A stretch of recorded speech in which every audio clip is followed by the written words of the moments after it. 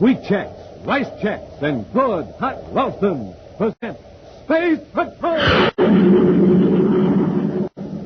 High adventure in the wild, vast reaches of space. Missions of daring in the name of interplanetary justice. Travel into the future with Buzz Corey, Commander-in-Chief of the Space Patrol. In today's transcribed Space Patrol adventure, Buzz and Happy are in their spacesuits at the base of a volcano on the planet Saturn, searching for a missing scientist. Dr. Ramsey ought to be very close to this spot, Happy. It's rough ground. It's hard to see more than a few yards. The doctor may have fallen into a crevice. Hey, Commander, listen. What's that rumbling? The ground's shaking. It's a volcano. It's going to erupt. We'd better find Dr. Ramsey in a hurry. We're too late, Happy. Get back to the ship.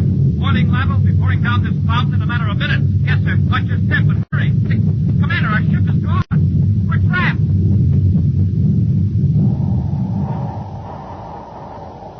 We'll return in just a moment with today's exciting Space Patrol adventure, The Sleeping Demon of Saturn.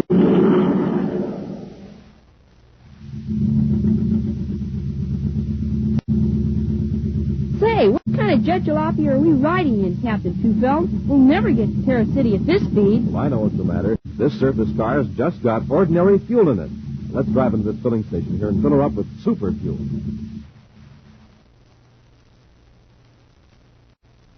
Let's try her now.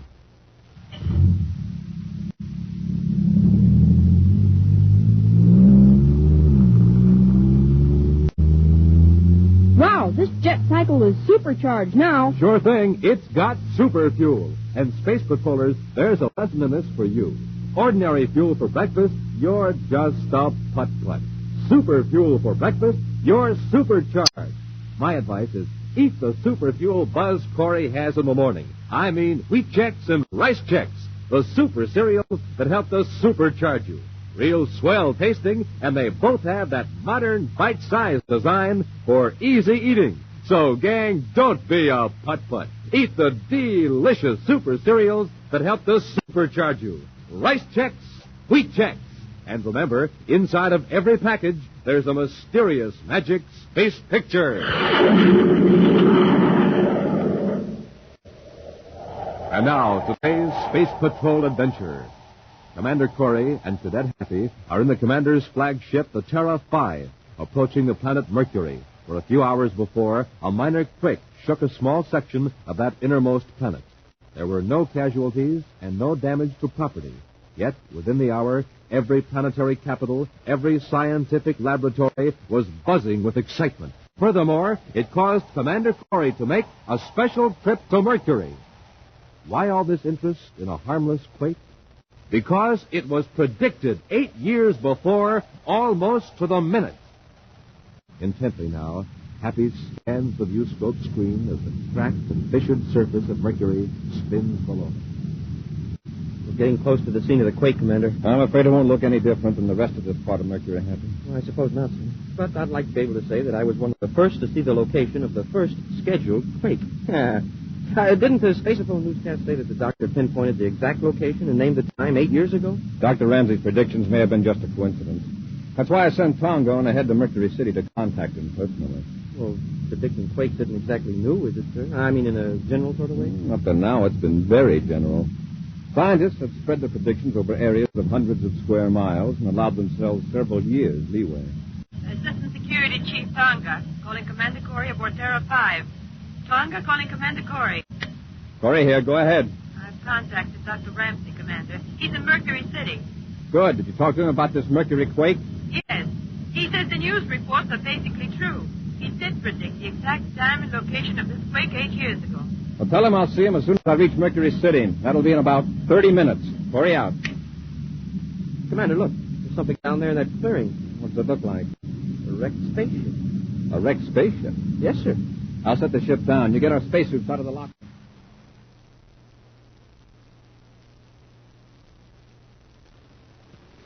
All right, Hap, into the ship.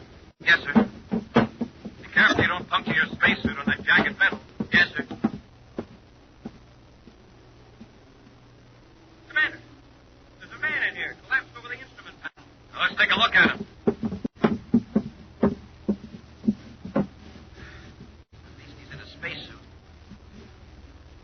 alive. Quickly, Happy, let's get him to our ship. He needs oxygen.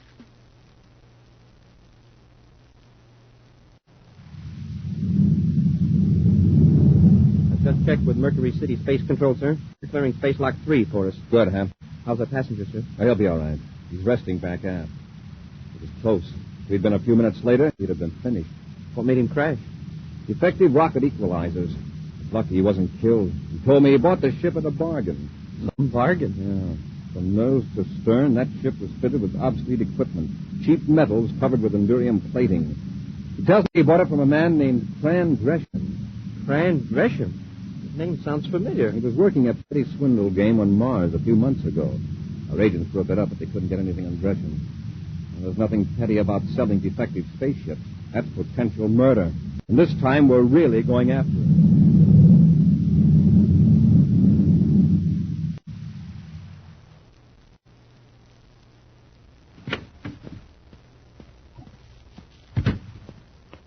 Well, Gresham, did you close the deal? Our client insisted on inspecting the ship. The only thing we found in working order was a danger sign in the atomic power compartment. That's the third sale you've muffed this last week, Gresham. It's costing me quite a bit of money to keep up a front here in Mercury City.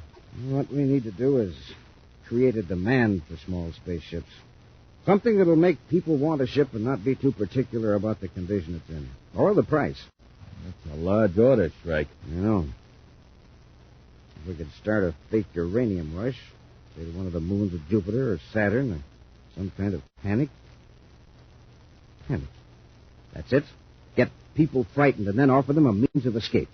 How are we going to get them frightened? And of what? Did you hear about this scientist who predicted a quake here on Mercury? I heard something about it. I didn't pay much attention. His name is Ramsey. 8 years ago, he predicted a quake in a certain part of Mercury and called it almost to the minute. The quake hit yesterday. So what? Suppose we pay him some money and get him to predict what city is going to be hit with a quake within the next few weeks. We can sell those ships in a few hours. Suppose there isn't going to be a quake near a city. There won't have to be one. The very fact that this guy Ramsey is making a test near a city will make people worried. Then we'll start a few rumors. Like, I think you've got something. I'll call on this Doc Ramsey. And I think I know just the city that's ideal.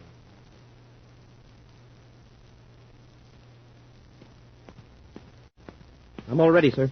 There's a service car in front of headquarters waiting to take us to Dr. Ramsey's apartment. Oh, we'll wait here a few minutes, Happy. I'm expecting a report from Tonga and this man, Gresham. Oh, yes, sir.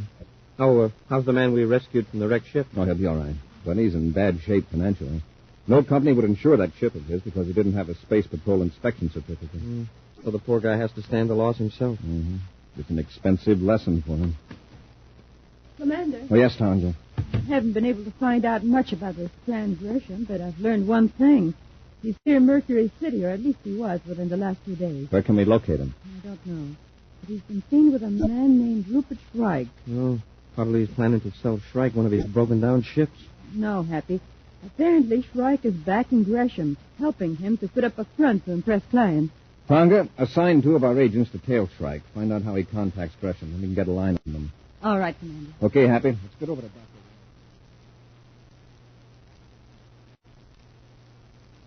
Mr. Stark, I find your offer very attractive. Well, then you'll accept, Doctor? Well, I'd like a little time to think it over. You see, I hardly expected to be called on to predict quakes for a private person. Tell me, Mr. Shrike, what region are you interested in? Kepler City on Saturn. I have some property there. You don't need to worry, Mr. Shrike. Kepler City is safe probably for centuries to come. Well, then you've already tested it? Yes, years ago. But you can rely on the assurances of other fake experts. But Kepler City is fairly near a volcano, Doctor. I know, the sleeping demon. That volcano is all but inactive. Sends up a little smoke occasionally. Even if it did erupt, which is unlikely, the city is in no danger. But suppose a quake shifted the strata under the cone. Wouldn't that cause a violent eruption? It would take a fairly violent quake to do that, and that's most improbable. Make a test anyway. I'll raise my offer to 2,000 credits. No, Mr. Shrike, thank you. Any further test would be a waste of time. Look here, Ramsey. I came here with a legitimate offer.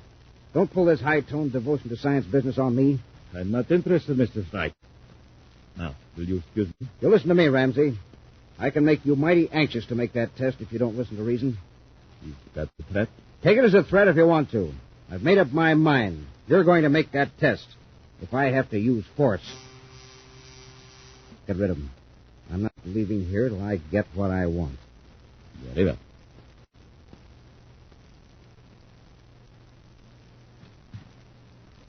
Dr. Ramsey? Yes. Come in, Ramsey. Thanks. Come on. Yes.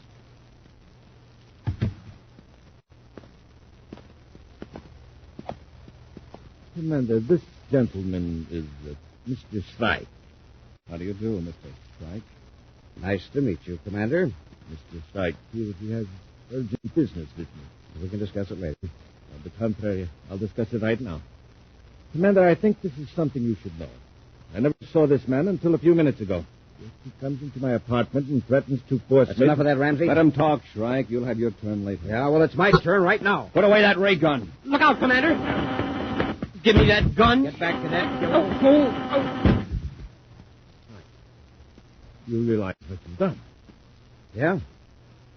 I shot the commander-in-chief of the Space Patrol and this cadet. That ought to convince you I mean business.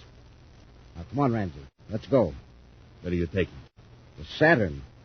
You're going to predict the destruction of Kepler City. We'll return to Space Patrol in just a moment. Say, gang, how are you at imitation? Well, this is Captain Dick Tufeld speaking, and here's my idea of how a cosmic surface car sounds with just ordinary fuel in its tank. But.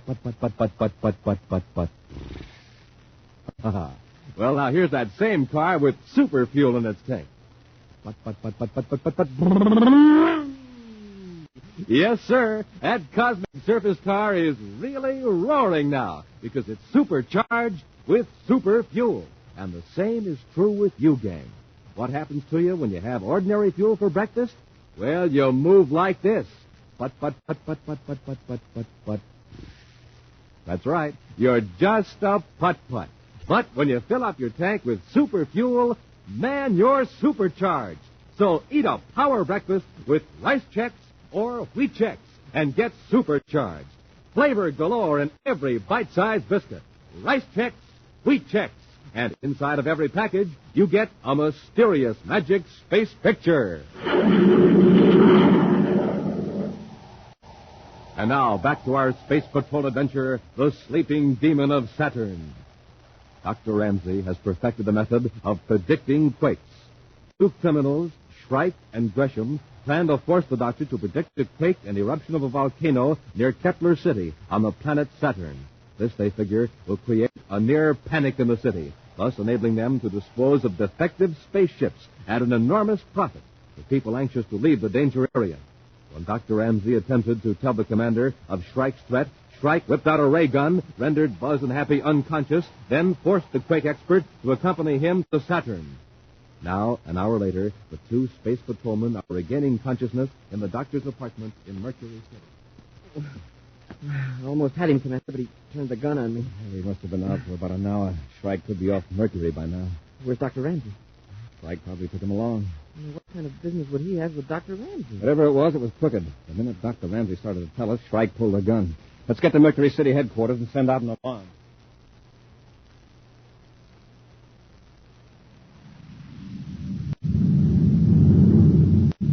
Where are we now, Shrike? We just crossed the Mars orbit. How's the doc? I put something in his coffee to put him to sleep. That'll hold him till we reach Saturn. Good. We'll keep Ramsey pretty well under cover. But we'll be around with our quake detecting equipment, setting it up in the region of the volcano. We'll be seen by spaceships and atmosphere cruisers, lugging heavy equipment up and down the slope of the sleeping demon. Every 3 or 4 days, we'll come back to Kepler City looking very grim and worried. Like we found out bad news, huh? Exactly. Then we'll drop a few hints, just enough to get people worried. Like the volcano is going to erupt? Yes. The wise boys will figure the authorities aren't letting the people know what's going on. So everybody will try to outwit everybody else to save his own skin. How long is it going to take? It'll have to work in about 3 days. So we can have our men sell the ships and then clear out. By the time the Space Patrol gets wind of it, we'll be...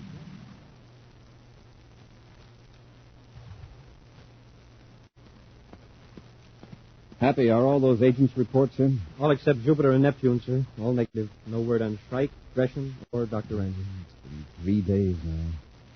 Shrike may dispose of the doctor just to keep him from talking. Oh, sir, there's a message for you here to call Jupiter City headquarters. Is it from Tonga? Well, I don't know, sir. It just said Station 22. Shrike is supposed to operate out of Jupiter City. Maybe Tonga's found out something. Commander Corey at Mercury City headquarters calling Jupiter City Space Patrol headquarters, Station 23. Commander Corey calling Station 23, Jupiter City headquarters.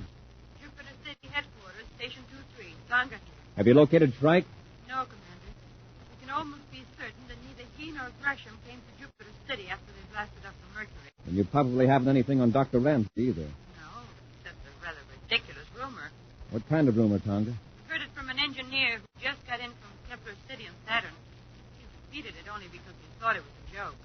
Some people in Kepler City think Dr. Ramsey is making quake tests around the sleeping demon. The inactive volcano near the city? Yes. Well, it doesn't make much sense. If Dr. Ramsey were there, he'd let the authorities know he was all right. The engineer says he's talked to two intelligent men in Kepler City who are convinced that the sleeping demon is going to erupt. Well, that's impossible. It's a dangerous rumor if it catches hold. I'm glad you told me about this, Tonga. I want you to contact Professor Hammond at the Jupiter University. Professor Hammond? Yes. He's also an expert on quakes. Tell him to go to Kepler City. Explain the situation to him. And tell him that we want a public assurance from him that the city isn't in danger. All right, Commander. And Tonga, when you reach Kepler City, check on the source of those rumors. Corey out. Professor Hammond may be able to make people disregard the rumor, but I'd like to find out what's behind it. You and I'll pay a surprise visit.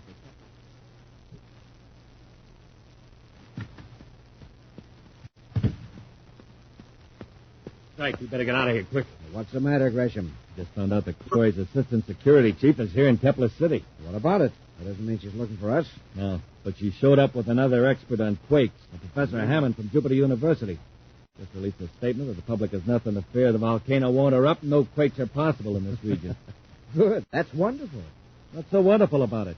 She's going to buy our spaceships after they hear what Hammond says. Who's going to listen to Hammond when the sleeping demon starts spouting molten lava? What are you talking about? The volcano isn't going to erupt. It will. With a boost from a cosmic bomb dropped into the crater. Huh? We'll put a time fuse on it, so it'll blow up in about 12 hours. Of course, it won't be enough of an eruption to harm the city, but it'll panic the population. Then we'll do plenty of business. Make Hammond look silly. Not only that, but nobody will believe anything the local authorities say after that. It'll be every man for himself. What about Ramsey? We'll put him in a spacesuit and leave him near the top of the crater. The volcano will erupt before he gets down. Dr. Ramsey will never be seen again. Well, let's work fast. I want to get out of this place.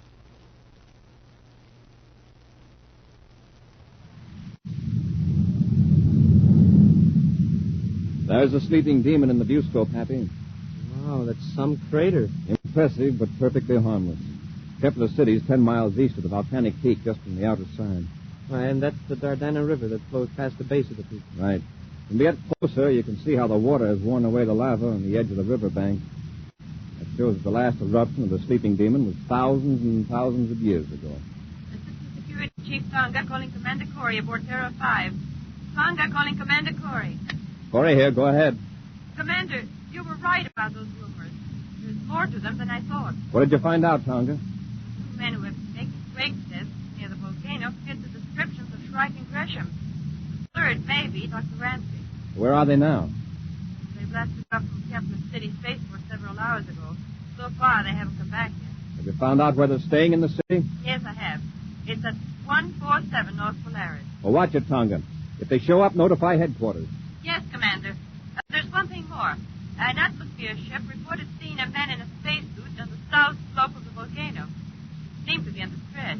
Kept waving. All right, Tonga. We'll check the slope before entering the atmosphere shell. Corey out. South slope. That's the side toward the river. Cut a velocity, Happy. We'll see if we can find them.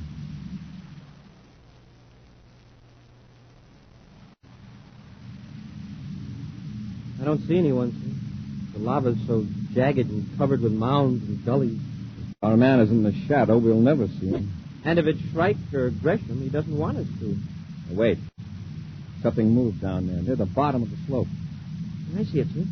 It's a man in a spacesuit, and he's waving. Get our spacesuits out of the locker, Happy. We'll land on that level space near the river and go after him.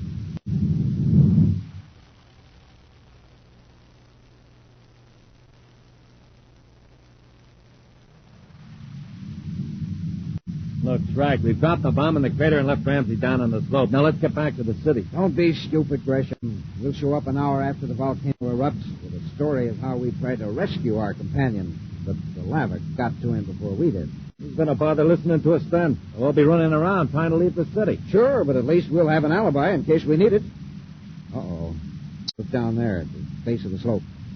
Spaceship? Yes, and it's Corey's. You must have spotted Ramsey. Let's get out of here, quick. Wait till we're sure they're out of sight of their ship, and we'll set down near it. I'll blast off in Terra 5 and meet you in Turquoise Canyon north of here. The sleeping demon will be spouting lava in about 15 minutes. If Corey's ship is gone, we'll get him.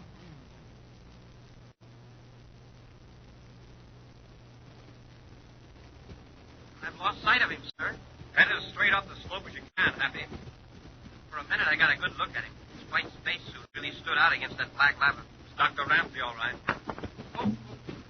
Hey, the gray rock, it slid right out from under me. Better stay clear of them, Hap. They're extremely light. If you just touch them, they're likely to roll. And it looked like it weighed a half a ton. That slab you stepped on is clear down the slope by the river now. It's likely to happen to us if we don't watch our steps. Yeah, I wonder what became of Dr. Ramsey. He may have fallen into a crevice. Commander, listen. What's that rumble? The ground's shaking. It's the volcano. It's going to erupt. We better find Dr. Ramsey in a hurry. We're too late. Get back to the ship. Boiling lava will be pouring down this mountain in a matter of minutes. I'll go up a few yards farther. You head for the ship. Hurry. Yes, sir, but can't I go on and watch your step? Commander, our ship's gone. There's our ship. Circling toward the north. We're trapped. Happy, look. There's Dr. Ramsey. Come on, let's get him. With a little luck, we might be able to keep out of the way of the lava. Dr. Ramsey. Come on. They dropped the bomb in the crater. He's been hurt, Happy. We'll have to help him. Commander, the lava's pouring down the side. Watch out for those rocks. Come on. Get to the bottom quickly. Commander, what are we going to do? The lava's almost on top of us. Into the river. Into the river. That wouldn't do us much good. The lava would just come in after us. Right. Look, on each side of us, there's a stream of lava pouring into the river. Yeah, and in a few minutes we'll be buried. But wait a minute. Look out there in the river. See those gray rocks? The rockets, they're floating. Rocks floating on water. There's some big flat ones near the edge. Each one of you get to one. We'll use them as rafts. Float down the river to Kepler City.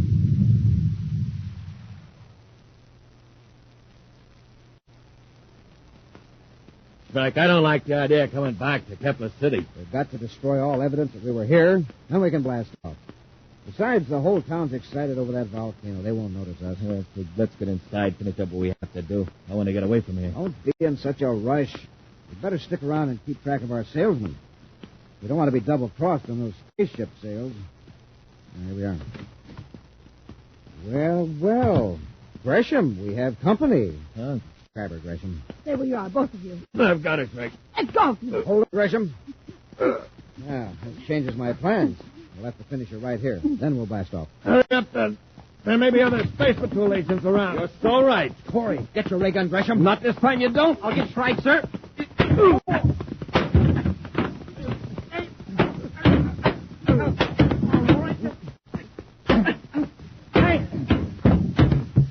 All right, Happy. Pick up their weapons. Yes, sir. Are you all right, Tonga? Yes, Commander. And I've got the names of the rest of the gang. On your feet, Strike.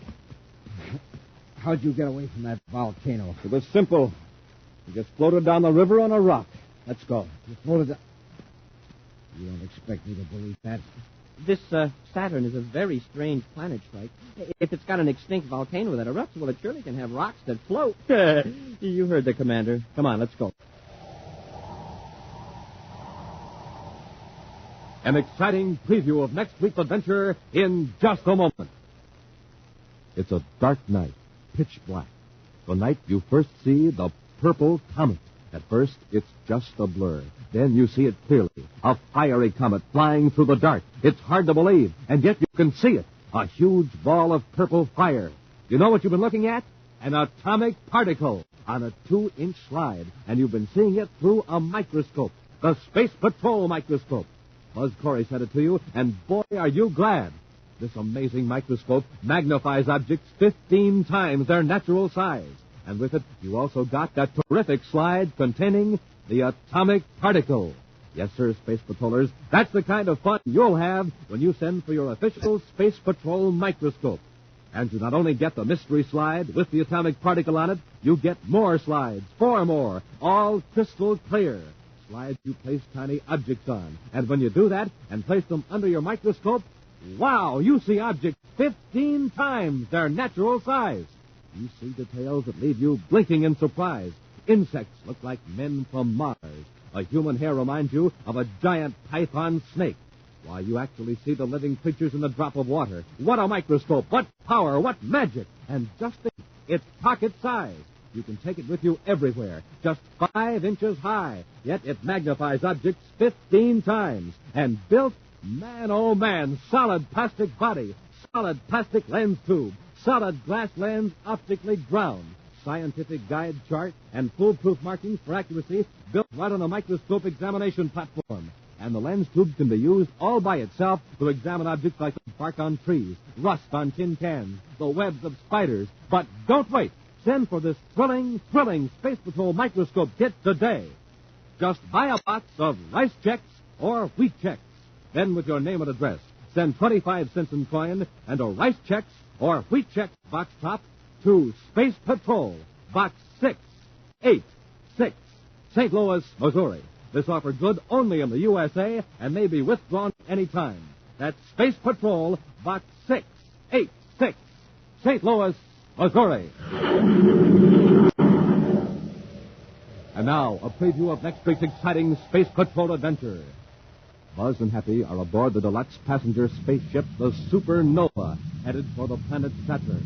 As they enter a private compartment in search of a criminal, the occupant of the compartment pulls a ray gun on them. Just keep moving down the corridor, Commander. You too, Cadet. Going to a lot of trouble. You must be counting on taking quite a lot of money from Grayson. Think what you like. All right, hold it. This is where we part company. Just open this little metal door. Now, crawl in there, both of you. You can't put us in there. It's the ship's rubbish disposal chute. I know what it is. Get in. Well, before we reach Saturn, that chute will be emptied. In space. Yes, Commander. The blast of compressed air will sweep you out of the ship. And no one will know where you've gone. Be sure to join us next week for the thrilling story, Trouble Aboard the Supernova, when wheat checks, rice checks, and good hot Ralston again present Space Patrol! Special bulletin for boys and girls in Altoona and Johnstown, Pennsylvania, and Albany, New York. Buzz Corey's own space battle cruiser, the Ralston Rocket, will be in your area next week. Don't miss it. The Ralston Rocket. Gang, here's how you can make your own Space Patrol helmet. All you need are things like cardboard and paper clips. Read all about it in the August issue of Woman's Day magazine. Tells you how to make an official Space Patrol guard helmet and desert crash helmet. Space Patrol, created by Mike Moser, starring Ed Kemmer as Commander Corey and Lynn Osborne as Cadet Happy, was written by Lou Houston, produced and directed by Larry Robertson, executive producer Mike Devery.